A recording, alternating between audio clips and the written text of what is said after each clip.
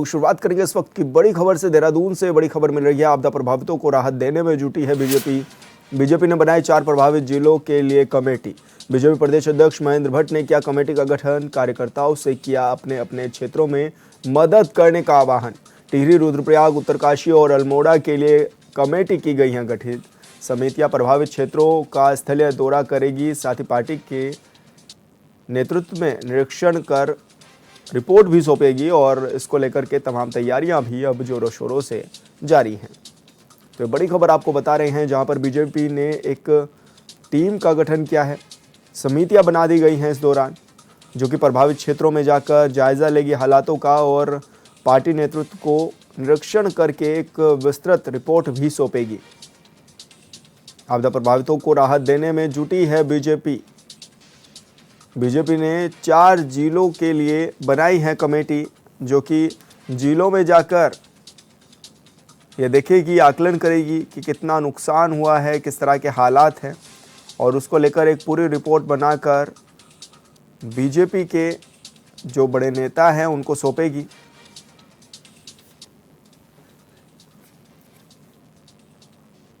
और संवाददाता अरुण सैनी हमारे साथ लाइव जुड़ चुके हैं। अरुण, किस तरह की तैयारियां भी हैं बीजेपी की ताकि आपदा के इस दौर में राहत देने का काम हो सके?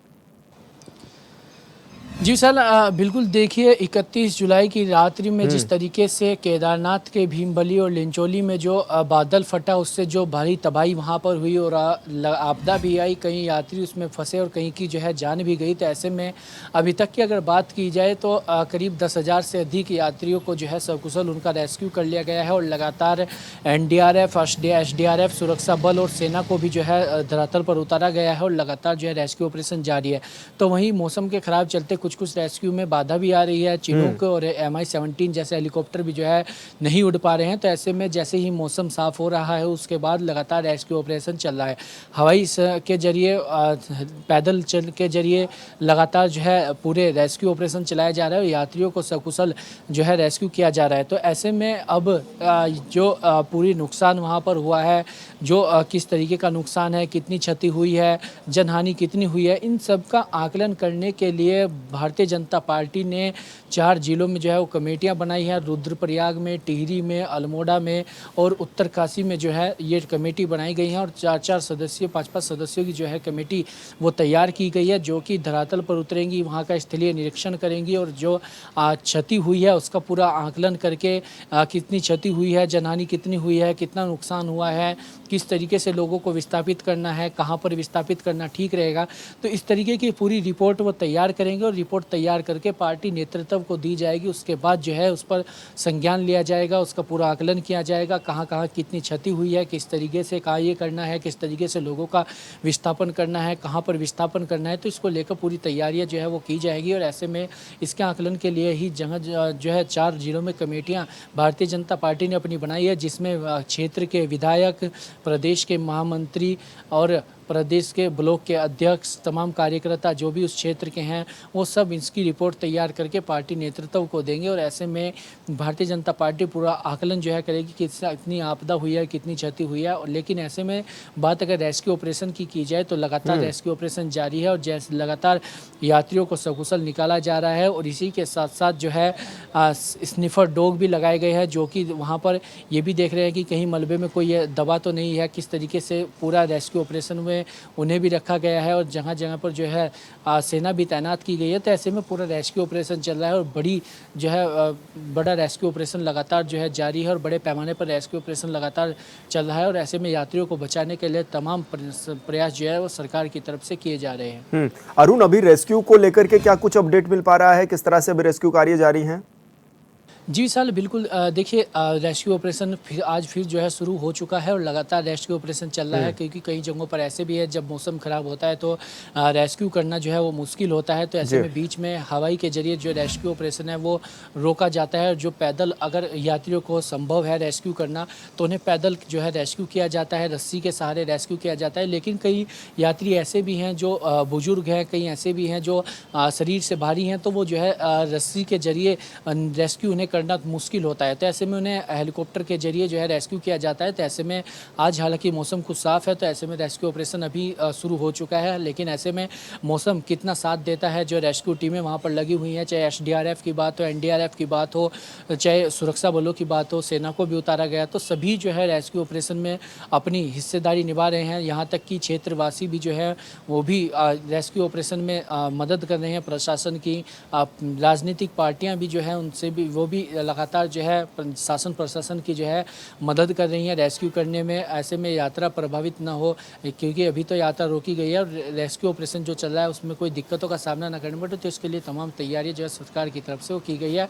और अधिकारियों को 24 घंटे अलर्ट मोड पर रहने के निर्देश भी जो है वो दिए गए हैं। तो वहीं बीकेटीसी ने जो जिस तरीके से जो यात्रा मार्ग बाधित हुआ, जिस कारण कई यात्रियों को ठहरना पड़ रहा है, तो बीकेटीसी ने यह भी फैसला लिया कि जो यात्री अभी ठहराए गए हैं उन्हें निःशुल्क जो है वो ठहराया जाएगा। उनकी तमाम व्यवस्थाएं जो है वो सरकार की तरफ से की जाएगी, बीकेटीसी की तरफ से की जाएगी, ताकि उन्हें कोई भी दिक्कत परेशानी ना हो। और तमाम जो है संभव प्रयास किए जा रहे हैं और लगातार जो है तमाम व्यवस्थाएं उनके लिए बनाई जा रही है, चाहे खाने पीने की व्यवस्था हो, अन्य व्यवस्थाएं हो, तो तमाम तरीके की व्यवस्थाएं प्रदेश सरकार की तरफ से जो भी यात्री फंसे हैं उनके लिए की जा रही है। और उन्हें सकुशल, कुछ लोगों को उन घरों तक भी पहुंचाया जा रहा है, कुछ लोगों को सकुशल जो है रेस्क्यू भी किया जा रहा है और सुरक्षित जगहों पर भी जो है उन्हें रखा जा रहा है। बिल्कुल अरुण, बहुत बहुत शुक्रिया आपका तमाम जानकारी साझा करने के लिए। और उत्तरकाशी से बड़ी खबर, गंगोत्री नेशनल हाईवे नेताला के पास बंद, भारी बारिश के चलते आया मलबा। मलबे में दबी कार को निकालने की भी कोशिश जारी। तो बड़ी खबर आपको बता रहे हैं, जहां पर गंगोत्री नेशनल हाईवे नेताला के पास का यह मार्ग है जो कि पूरी तरह से एक बार फिर से क्षतिग्रस्त हो गया है। भारी बारिश के चलते ये क्षतिग्रस्त भी हुआ और ऐसे में मलबे की चपेट में आने से एक कार भी पूरी तरह से फंस गई है। अब उसको निकालने के लिए भी कवायद जारी है।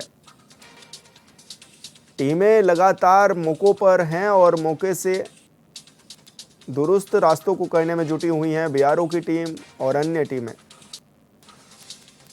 ऐसे में स्थानीय लोगों को भी बड़ी परेशानियों का सामना करना पड़ रहा है और साथ ही जो तीर्थयात्री बड़ी संख्या में पहुंचे हुए हैं उनको भी अब दिक्कतों का सामना करना पड़ रहा है। तो मलबे में ये दबी कार को निकालने की कोशिश की जा रही है। और संवाददाता दीपक नोटियाल हमारे साथ फोन लाइन पर जुड़ गए हैं। दीपक, क्या कुछ अपडेट मिल पा रहा है, किस तरह से अभी मार्ग भी बाधित है और अभी कैसे अधिकारी उसको खोलने में लगे हुए हैं? जी बिल्कुल विशाल, आपको बता दूं कि जनपद उत्तरकाशी में कल रात को बहुत ज्यादा बारिश हुई थी, जिसके कारण से जो गंगोत्री राष्ट्रीय राजमार्ग है नेताला के पास एक वहाँ पे एक जो एरिया है वो जो है लगातार जो है भूस्खलन से जो एक्टिव हुआ है, क्योंकि कई दिनों से लगातार वहाँ पे जो है मार्ग बंद हो रहा है। और कल रात को वहाँ पे जो है मलबा आ गया था, जिसके कारण से गंगोत्री से आ रही एक वैगनर कार वहाँ पे फंस गई है, जिसको निकालने के लिए जो काम चल रहा है। साथ ही साथ जो बीआरओ की टीम जो है जो मलबा हटाने में लगी हुई है। जी तो अभी क्या कार के अंदर कुछ यात्री भी बताए जा रहे थे? जी बिल्कुल, उसके अंदर ड्राइवर था लेकिन वो समय पे बाहर निकल गया था, लेकिन कार ऐसी ही खड़ी वहाँ पे। उसको निकालने के लिए जेसीबी के द्वारा जो उसको बाहर निकाला जा रहा है। कार को जो उसमें व्यक्ति बैठा था वो बिल्कुल सुरक्षित पहले ही बाहर निकल गया था। जी बिल्कुल दीपक, बहुत बहुत शुक्रिया आपका तमाम जानकारी साझा करने के लिए।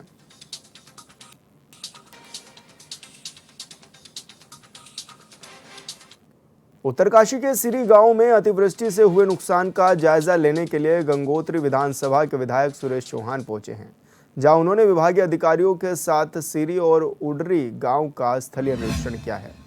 इस दौरान उन्होंने देवीय आपदा से हुई क्षति का आकलन करने के लिए संबंधित विभागीय अधिकारियों को भी निर्देशित कर दिया है और जरूरी कार्यों को तत्काल रूप से करने को भी कहा गया है। इस मौके पर विधायक ने गांव में चौपाल लगाकर लोगों का ढाढ़स बढ़ाते हुए मुश्किल घड़ी में मदद करने का आश्वासन भी दिया है।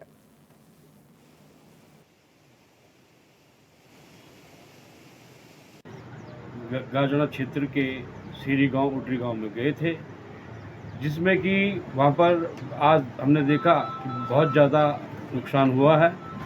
एवं आज बड़ी खुशी की बात ये हुई थी कि हमारे विधायक जी सुरेश चौहान जी एवं एसडीएम साहब, हमारे पूरी टीम, उनकी तहसीलदार, नायब तहसीलदार, पटवारी वगैरह ने एक एक खेत का मूल्यांकन किया, एक एक पुलिया का मूल्यांकन किया और जितना भी नुकसान हुआ पशुओं का उसका मूल्यांकन किया। और मेरे दृष्टिकोण से लगभग 400 चेक बन चुके हैं जो जिनका वितरण होना है। श्री गांव में जो आज बाढ़ आई है उसके संबंध में हम लोगों ने यहाँ पर क्षेत्रीय भ्रमण किया। माननीय विधायक जी गए थे और एसडीएम साहब, तहसीलदार, पटवारी, सभी लोगों ने यहाँ का सर्वे किया और सर्वे में ज़्यादा से ज़्यादा लोगों को लाभ कैसे पहुँचाया जा सकता है, कृषि भूमि का कितना नुकसान हुआ है, आवासीय भवनों का कितना नुकसान हुआ है, स्कूल के रास्तों का, पुलों का कितना नुकसान हुआ है, ये सारा आकलन करके जिलाधिकारी को रिपोर्ट प्रेषित करेंगे और इसको बहुत जल्दी निर्माण करके क्षेत्र के लोगों को बहुत जल्दी सुविधा प्राप्त होगी। बादल फटने के सारा पूरा ग्राम सभा सीरी के सीरी गार्ड में बहुत बड़ी तबाही हो गई थी, जिसमें कि वहाँ पर 6-7 गाय, भैंस और मवेशियों का जो है पूरा धराशायी हो गया था। तो इतना बड़ा जन सैलाब था कि उसने अपनी नदी के बहाव में टोटल सारी कृषि योग्य भूमि बहा करके ले गई। और आज हम लोग माननीय विधायक गंगोत्री सुरेश चौहान जी के साथ में पूरी उत्तरकाशी के जितने भी विभागाध्यक्ष हैं, एसडीएम डुंडा हो गए, नायब तहसीलदार, सारे लोग उसके पुनः आकलन के लिए गए और सारे गाँव की समस्याएं सुनी।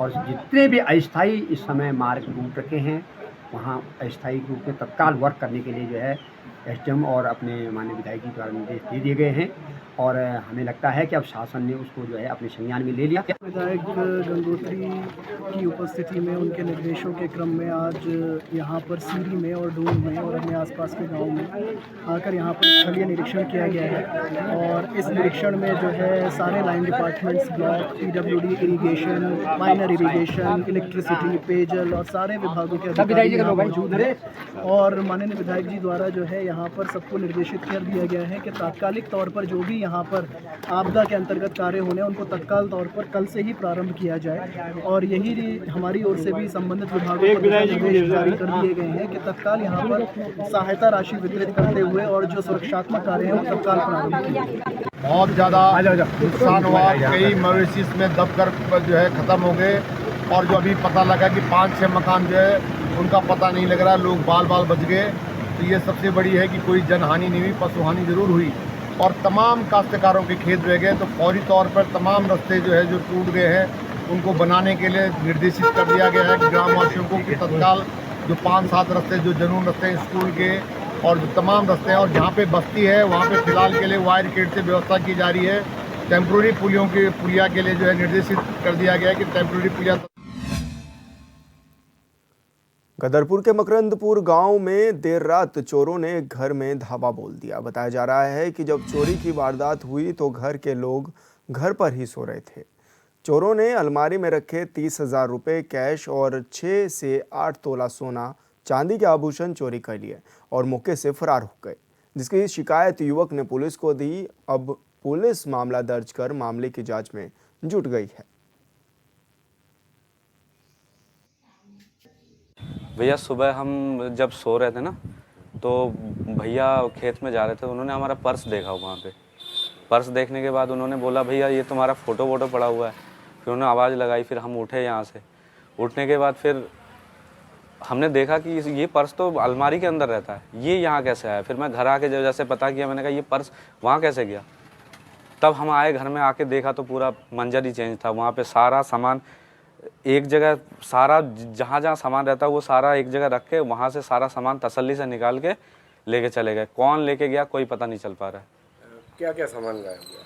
उसमें 3-4 अंगूठी थी, उसमें चैन था, मंगलसूत्र था और सोने की चूड़ी थी और बच्चों के चैन थे, मेरे चैन थे, पायल थे, ये सब ले गए।